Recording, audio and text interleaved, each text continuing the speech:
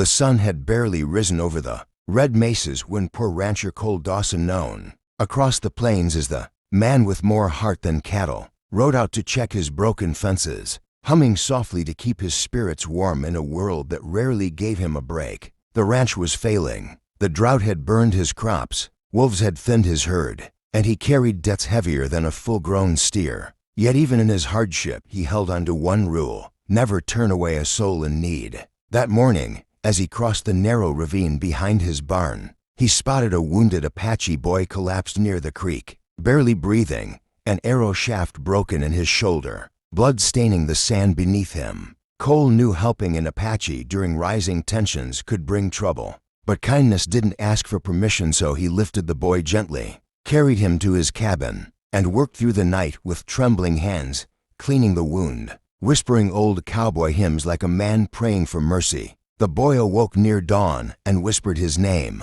Koa, explaining that he had been chased by raiders, separated from his people, and left for dead. Cole fed him, dressed him, and gave him his own bed, saying, "A man's life is worth more than land, borders, or grudges." What Cole didn't know was that Koa wasn't just any Apache child. He was the grandson of the Apache High Chief, a boy considered sacred among his people. Word traveled fast through the desert winds, and as Cole slept exhausted in his rocking chair, unaware of the storm coming his way, 1,000 Apache warriors moved silently through the night like shadows of ancient earth, led by the High Chief himself, who carried a fury hot as wildfire, believing someone had harmed the boy. When dawn broke, Cole walked outside to fetch water and froze. The entire horizon was covered with mounted Apache warriors, their war paint bright like burning embers, stretching across the plains like a living sea. His heart hammered like a drum.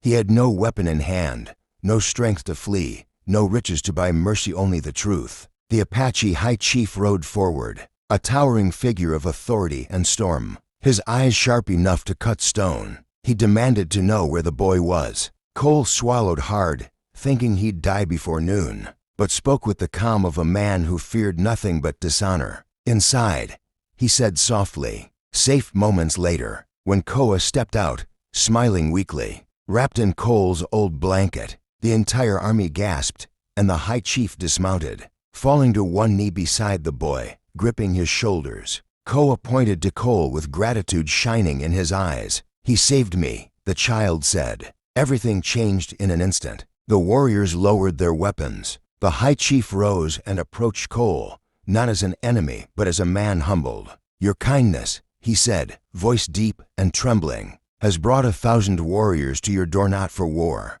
but for honor." Then to Cole's shock, the chief lifted his hand, signaling every warrior to bow. "From this day," the chief declared, "the Apache Nation stands with you."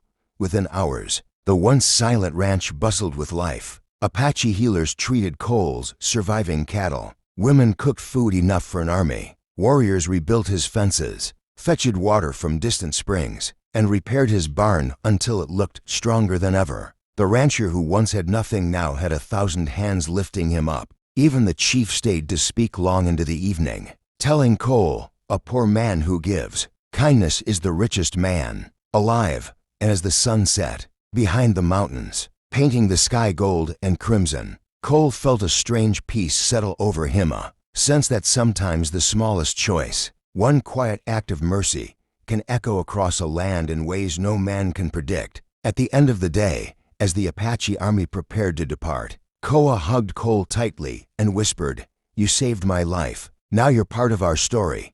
Cole watched them ride away, feeling tears sting his eyes, knowing his life would never be the same. And so the legend spread across the frontier like wildfire, how a poor rancher's kindness brought 1,000 Apaches to his ranch, not to end his life, but to honor it. And to everyone who hears this Wild West tale, remember, one act of kindness can move nations, restore lost hope, and change the world more than gold ever could. And, folks, if you love powerful, emotional, unforgettable Wild West stories like this, make sure to like, subscribe, and turn on the bell icon for Wild West Dairies, because more epic stories are saddling up and heading your way soon.